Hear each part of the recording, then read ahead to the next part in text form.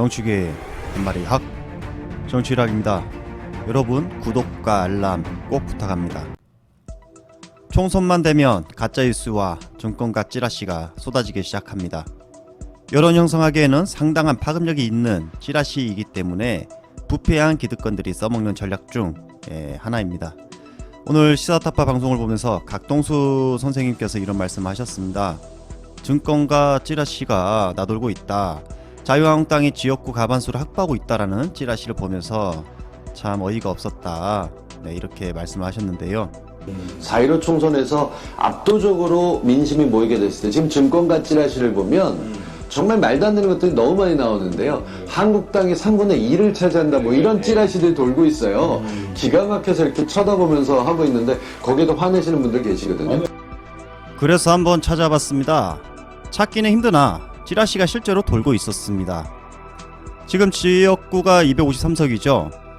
자유한국당이 148석을 앞서고 있고 민주당이 97석, 민평당이 8석이라는 블로그 글이 있었습니다.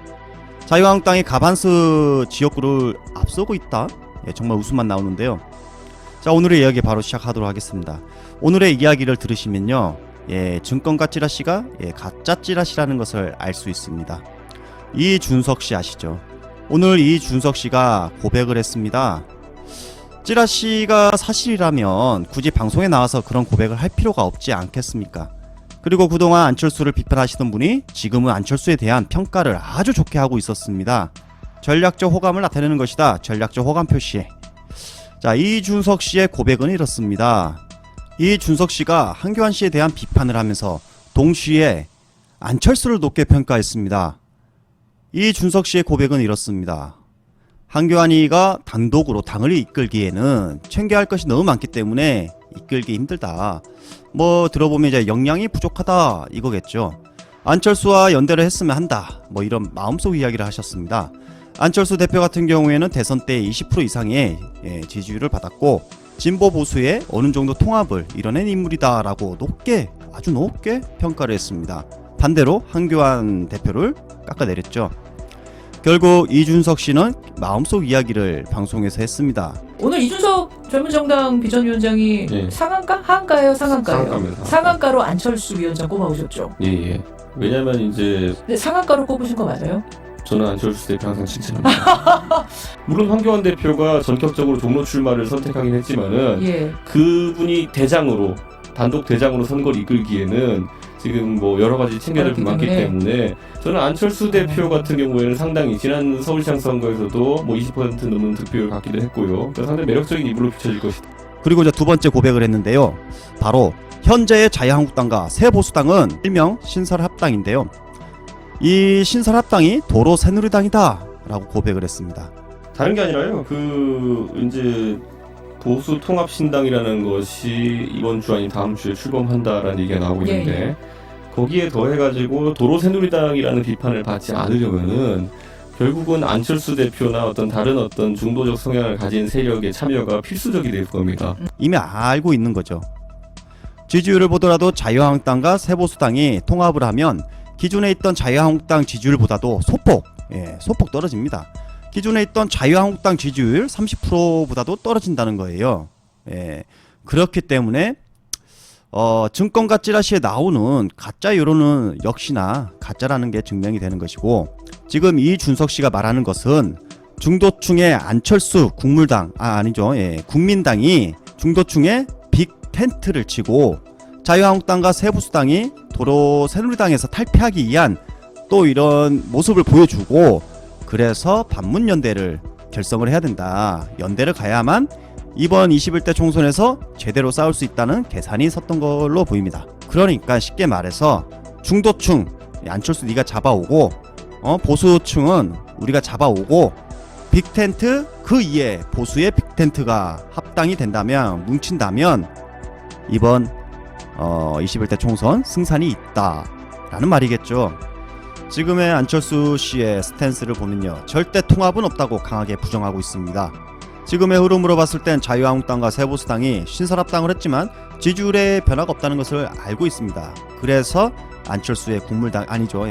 국민당 되게 헷갈리네. 국물당하고 국민당하고 되게 헷갈리네.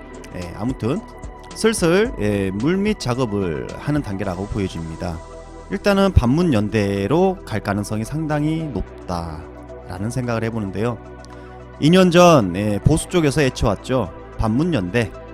반문연대로 문재인 정권을 심판합시다. 이런 거 많이 애쳐왔는데 이번 21대 총선에서 왠지 이루어질 것 같은 불안감도 생깁니다. 지금 신설합당에서 김문수, 정강훈, 홍문종, 이현주 이렇게 지금 많은 보수 쪽 그 사람들을 많이 물밑 작업을 하고 있어요. 뭉쳐야 이긴다 이런 식으로 하고 있고, 그리고 안철수의 국물당도 국민당도 지금 이렇게 이준석 씨의 모습을 보니까 접촉을 하고 있는 것 같습니다. 그리고 이준석 씨가 안철수계 사람들과 전화 통화를 한다는 말을 또 방송에서 했습니다. 새로운 당에서 다시 만나시는 거예요? 그쪽하고 이쪽하고 바른미래당 갈라진 분들이 또 만나시는 거예요? 제가 요즘 안철수 대표 측근들이랑 전화 통화가 잦은데요. 아 진짜요? 그냥 서로 한탄하면서 전화합니다. 우리 또 만나게 생겼구나. 아니 그게 아니라 어떻게 하고 있어요? 뭐 이렇게 하는. 이걸로 봤을 때 그들의 전략이 어느 정도 노출이 되었다. 이 준석 씨께서는 자신들의 전략을 노출하는 맹구적 생각, 맹구 아닙니까? 왜 이렇게 방송에까지 나와서 현재 신설합당이 도로 새누리당이다 라고 말하고, 그래서 안철수와 연대를 해야 이긴다 뭐 이런 말을 하고, 자 혼자만의 생각이라 말을 했습니다 방송에서. 하지만 그게 진짜 혼자만의 생각일까요? 아무튼 지금 안철수 씨께서 반문연대 하겠다라는 합답을 주지 않았다고 생각됩니다. 그래서 이렇게까지 이야기를 하는 거겠죠. 어느 정도 이렇게 방송에서 말을 하면 안철수 쪽 지지하는 사람들도 그래 반문연대, 반문재인 연대를 해야겠다 여론을 조성하기 위한 방송이었다 이렇게 생각됩니다. 자유한국당이 문재인 대통령 탄핵을 외치던 날 바로 추미애 탄핵을 외친 사람이 있었는데요. 안철수 씨였습니다.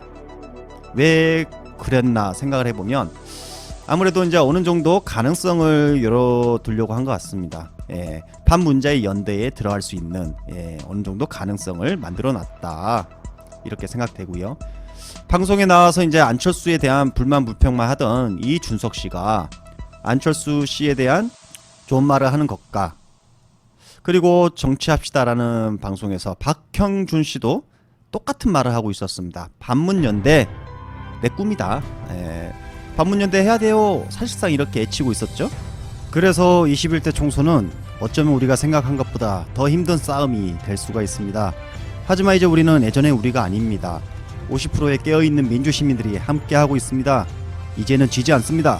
신일의 후손들이 부와 권력에 명예마저 가져가는 이 더러운 세상 기업과자 우리가 뭉치고 있습니다. 2020년 21대 총선은 제2의 독립운동입니다. 우리가 이긴다. 화이팅! 감사합니다.